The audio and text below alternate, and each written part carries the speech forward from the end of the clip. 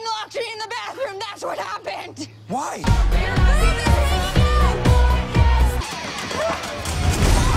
Yo, what's up you guys? Kembali lagi di Jedar Film, tempat bahas film paling menjeder dan menggelegar. Cihuy.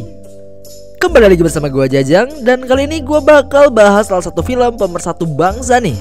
Film ini menceritakan tentang dua orang sahabat yang berkompetisi untuk meniduri seorang pria seksi yang berjudul The Layover. Dibintangi oleh si mata seksi Alexandra Daddario dan juga Kate Upton. Film ini udah pasti bikin para cowok betah untuk menonton film ini. Sebelum memulai, jangan lupa untuk gunakan headset, angkatin jemuran, dan selesaikan pekerjaan-pekerjaan rumah tangga lainnya agar ketika asik-asik nonton lu gak bakal keganggu lagi.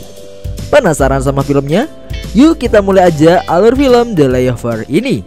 Here we go.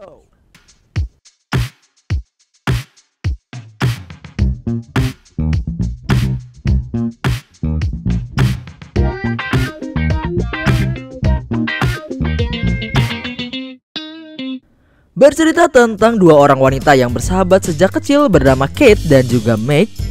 Kate merupakan seorang guru di sebuah sekolah, sedangkan Meg merupakan seorang sales kosmetik. Kate digambarkan sebagai wanita yang pemalu dan juga introvert, sedangkan Meg digambarkan sebagai wanita yang suka flirting alias godain cowok-cowok untuk mendapatkan keuntungan dari mereka. Contohnya ya saat ia meminta mamang ojol ini buat having fun sama dia. Ya, intinya mereka kepribadiannya sangat bertolak belakang. Karena tuntutan hidup yang berat, akhirnya hidup mereka pun sedang berada di ujung tanduk. Kate dipecat oleh sekolah tempat dia bekerja, sedangkan Meg bingung karena produk yang ia jual tidak laku-laku. Akhirnya mereka pun memutuskan untuk rehat sejenak alias liburan dan pergi ke Florida. Mereka pun pergi ke bandara, namun ternyata bandara itu pun penuh dan mereka harus mengantri. Namun di sini Meg kembali mengeluarkan jurus GGP-nya alias jurus goda-goda perjaka. Di sini ia pun modus kepada penjaga di sana. Dan akhirnya mereka pun berhasil menyerobot antrian dan menaiki pesawat dengan tepat waktu. Di sini mereka pun duduk di kursi pesawat dan Meg di dekat jendela sedangkan Kate di dekat lobi. Tiba-tiba muncul seorang pria keren berambut gondrong di tengah mereka, dan di sini mereka terlihat tersepona dan mulai caper-caper untuk mengajak ngobrol pria tersebut. Ternyata pria tersebut memiliki nama Ryan. Mereka pun berbincang panjang lebar dan mereka pun mendapatkan kesimpulan bahwa pria tersebut bertujuan untuk mendatangi pernikahan. Mereka pun mengobrol ngalor ngidul, namun tiba-tiba penerbangan harus dibatalkan karena munculnya badai. Akhirnya mereka pun turun di tempat yang tidak seharusnya. Mereka pun menyewa sebuah hotel dan di sini ternyata mereka bertemu dengan pria tersebut kembali.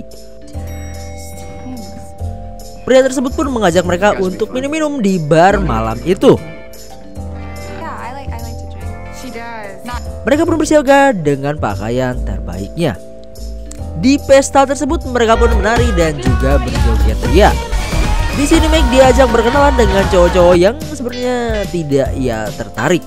Namun mereka pun tetap berusaha untuk bersosialisasi. Mereka pun berdansa mengikuti alunan musik. Namun sialnya Meg yang terbawa suasana tidak sadar bahwa gunung indahnya menyembul keluar.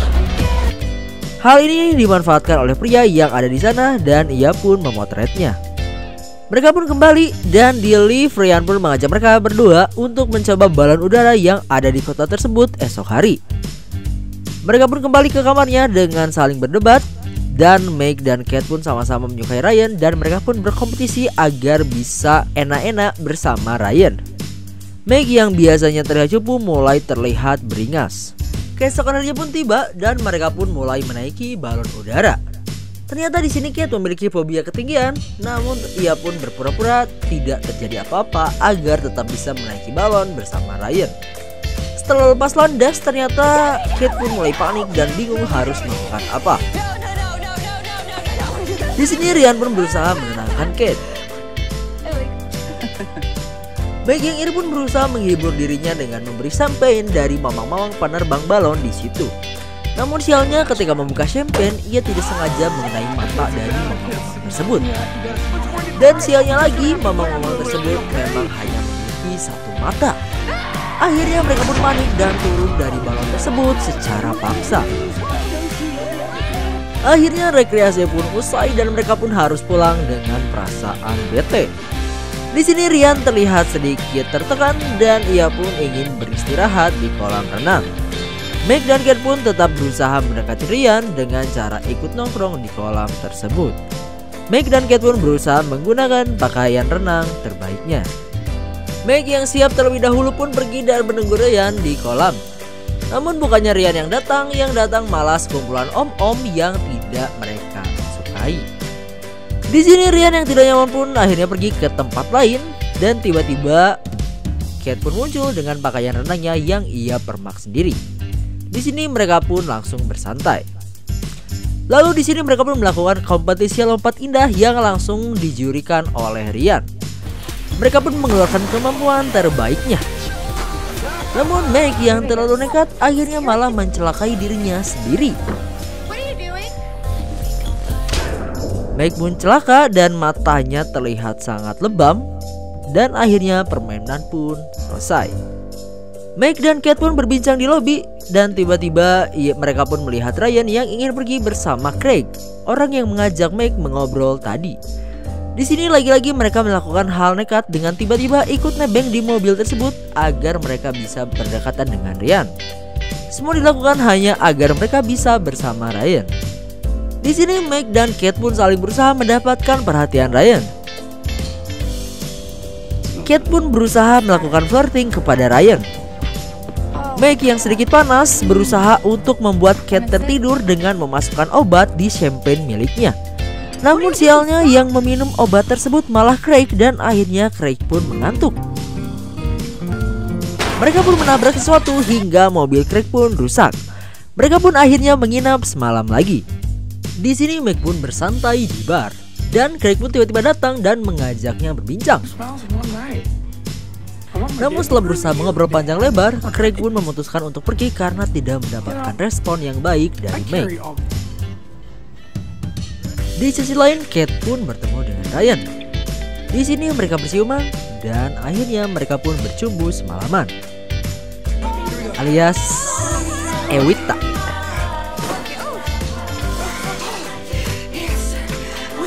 Kate pun merasa seperti pemenang karena berhasil Ewita dengan Ryan. Kate pun sangat senang dan ia pun bahagia. Keesokan harinya Meg dan Kate pun bertemu dan saling meminta maaf dan meminta untuk semua hal yang mereka lakukan untuk Ryan segera selesai. Mereka pun setuju. Namun karena Meg keceletot soal ia tidur dengan Ryan semalam, akhirnya mereka pun berantem. Craig pun mengabari juga bahwa mobilnya dibawa kabur oleh Ryan, alias Ryan yang telah berjumpa dengan mereka dikabarkan langsung kabur. Setelah berantem mereka pun sempat diamankan oleh polisi dan di sini mereka ditanya-tanya mengenai Ryan. Mereka pun menemukan fakta bahwa ternyata Ryan itu pergi ke pernikahannya sendiri. Yang menikah itu adalah Ryan, bukanlah siapa-siapanya. Jadi semalam sebelum menikah, ia berhasil mempersunting dua wanita sebelum akhirnya ia pun menikah. Mereka pun nekat pergi ke tempat pernikahannya Ryan. Dan mereka pun melihat seorang mempelai wanita dan menceritakan kejadian tersebut semalam. Mempelai wanita tersebut melemparkan bunganya kepada calon suaminya yang bernama Carlos. Ternyata mereka salah orang. Akhirnya mereka pun pergi mencari Ryan dan akhirnya mereka pun bertemu Ryan. Di sini mereka bertemu Ryan dan merosting Ryan habis-habisan. Namun Ryan hanya bisa meminta maaf. Lalu tiba-tiba istri dari Ryan pun muncul dan di sini terlihat istri dari Ryan sangat mendikte Ryan. Ya, bisa dibilang Ryan ini suami-suami takut istri lah. Akhirnya Meg dan Kate pun mengerti situasi Ryan dan akhirnya mereka pun pergi. Sebelum pulang, Meg pun menyempatkan diri untuk bertemu dengan Craig di toko batu akiknya. Di sini ia meminta maaf atas perlakuan dia yang dingin kepada Craig. Lalu di akhir mereka pun bersipok bahagia. Dan akhirnya Meg dan Kate pun pulang kembali ke apartemen mereka.